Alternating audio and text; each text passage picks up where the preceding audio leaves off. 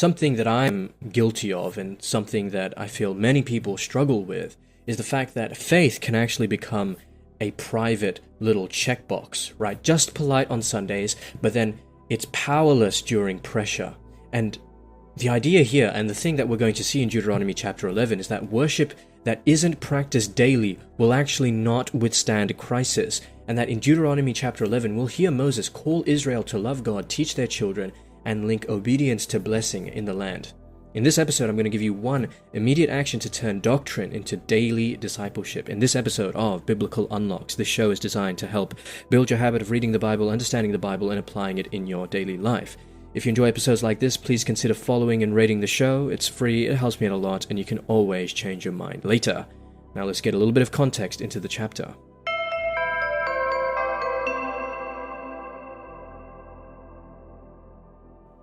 Okay, so Deuteronomy chapter 11, Moses exhorts the people, obey God's commandments so that you will live and thrive in the land. So Deuteronomy chapter 11 repeats the Shema, which we saw before. The Shema is basically to love the Lord your God with all your heart, soul, and mind. That's what we saw in Deuteronomy chapter 6, verse 3. This is what Jesus repeats when he's being tempted by the devil in Matthew chapter 4, right? You need to love the Lord your God with all your heart, soul, strength, mind, everything, okay?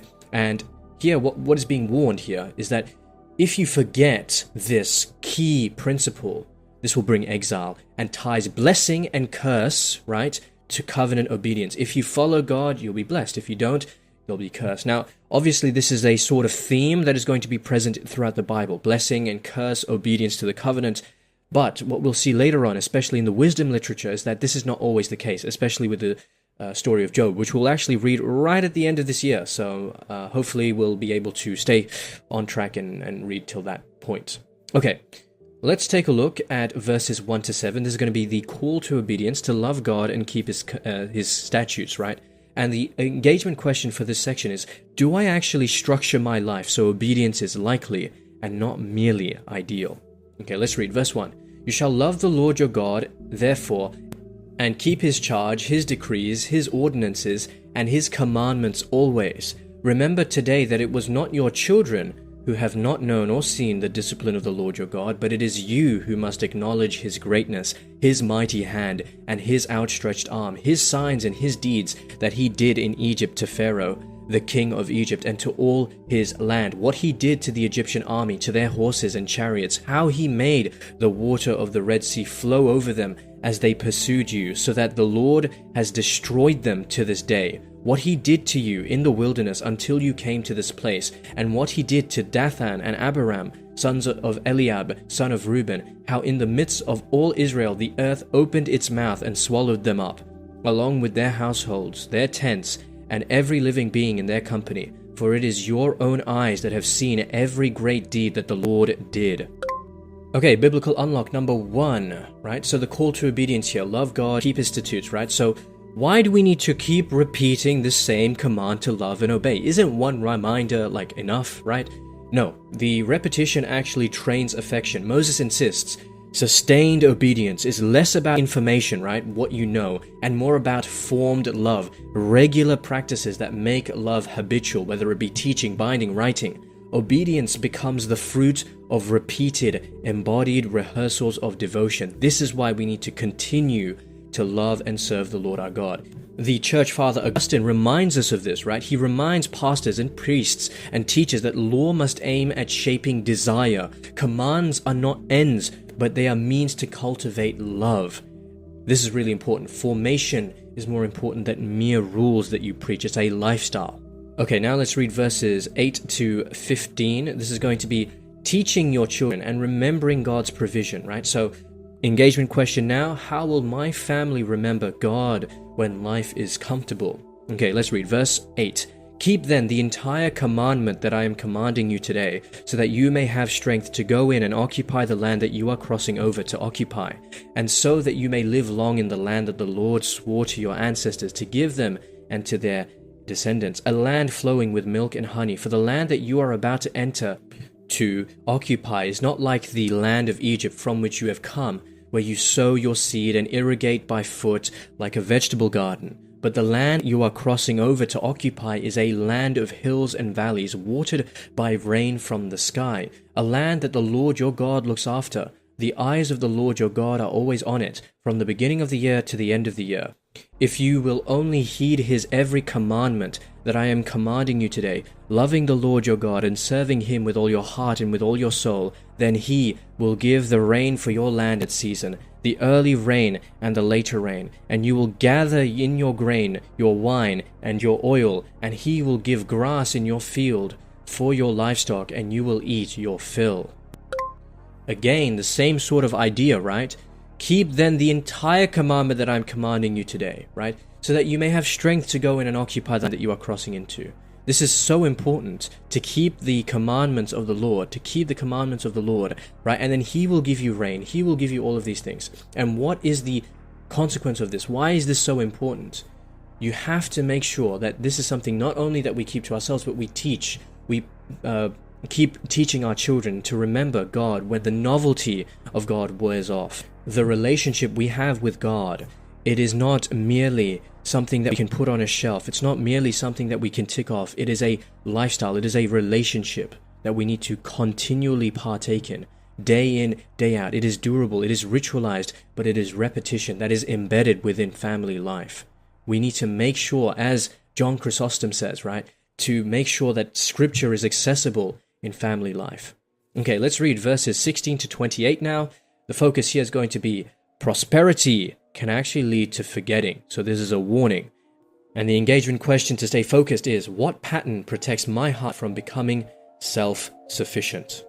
Okay, verse 16. Take care, or you will be seduced into turning away, serving other gods and worshipping them. For then the anger of the Lord will be kindled against you, and he will shut up the heavens so that there will be no rain, and the land will not yield its produce. Then you will perish quickly off the good land that the Lord is giving you. You shall put these words of mine in your heart and soul, and you shall bind them as a sign on your hand and fix them as an emblem on your forehead. Teach them to your children, talking about them when you are at home and when you are away, when you lie down and when you rise up. Write them on the doorposts of your houses and on your gates, so that your days and the days of your children may be multiplied in the land that the Lord swore to your ancestors to give them, as long as the heavens are above earth. If you will diligently observe this entire commandment that I am commanding you, loving the Lord your God, walking in all his ways and holding fast to him, then the Lord will drive out all these nations before you,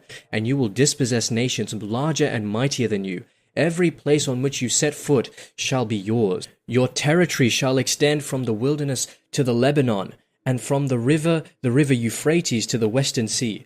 No one will be able to stand against you. The Lord your God will put the fear and dread of you on all the land on which you set foot, as he promised you. See, I am setting before you today a blessing and a curse. The blessing, if you obey the commandments of the Lord your God that I am commanding you today, and the curse, if you do not obey the commandments of the Lord your God, but turn from the way that I am commanding you today to follow other gods that you have not known.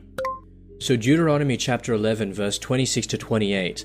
This is one of the most important passages in the entire Bible because it speaks about free will, something we're going to see in Deuteronomy chapter 30, verse 19. See, I'm setting before you today a blessing and a curse. The blessing if you obey the commandments of the Lord your God that I'm commanding you today, and the curse if you do not obey the commandments of the Lord your God, but turn from the way that I'm commanding you today to follow other gods that you have not known. So, what is the implication here? Well, free will, right? So, the passage says if Israel obeys God's commandments, there will be a blessing. If Israel does not obey, there's going to be a curse. And the structure naturally raises the idea, right, that people can choose which path to take. In other words, they have free agency to seek each choice. A choice is being presented here, right? There are two alternatives being presented, blessing or curse. And the alternative implies that the audience, right, ought implies can, has the capacity to respond. And the passage actually assigns consequences based on your behavior. This assumes that people are responsible for their actions, which assumes that there has to be some level of degree or of freedom in choosing that, right? Now, if you just say, oh, well, free will is all I need, that means I don't need grace, right? I can just choose to follow God.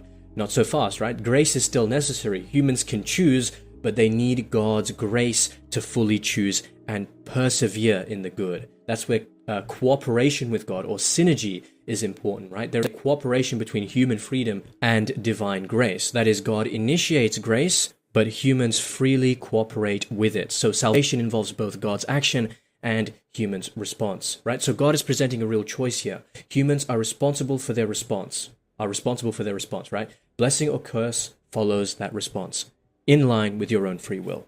Very important passage, especially when you're questioning whether or not God even allows there to be free will. Okay, let's read the final section, verses 29 to 32. Short section, 3 verses. Let's read. The idea here is going to be entering the land and choosing life. Am I ready to live as a pilgrim who trusts God, rule over my comfort? Let's read. Verse 29, when the Lord your God has brought you into the land that you are entering to occupy, you shall set the blessing on Mount Gerizim and the curse on Mount Ebal. As you know, they are beyond the Jordan, some distance to the west, in the land of the Canaanites who live in the Arabah, opposite Gilgal, beside the oak of Moreh. When you cross the Jordan to go in to occupy the land that the Lord your God is giving you, and when you occupy it and live in it, you must diligently observe all the statutes and ordinances that I am setting before you today.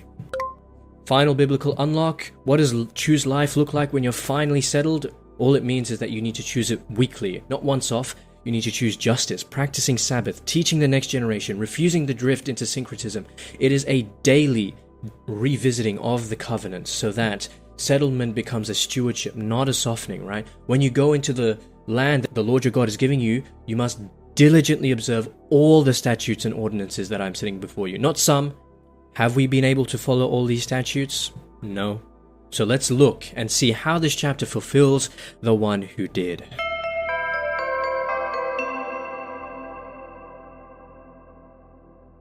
Deuteronomy chapter 11 insists that love for God needs to be taught, it needs to be practiced and remembered, and all of this finds its fulfillment in Jesus Christ, who both commands and enables true love. He reframes obedience. Love for the Father issues forth from union with the Son and the Spirit's work. What the law required by repetition, Christ accomplishes by transformation of the heart, so that the church must continue Moses' teaching method, right? But it is rooted in Christ's life, death, and ongoing presence. What do we read in John chapter 14, verse 15? If you love me, keep my commandments. That is, love proves itself in obedient, repeated practice.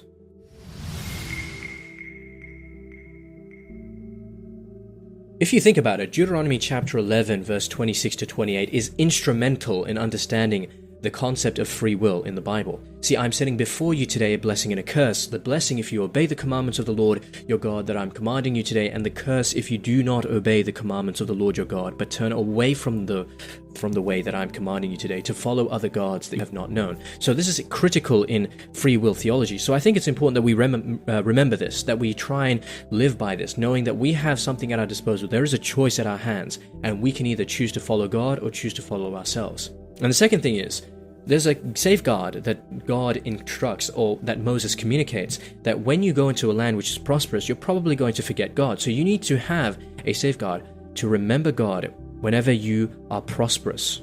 What that implies then is that a blessing should not become an occasion for stumbling, but rather an occasion for worship.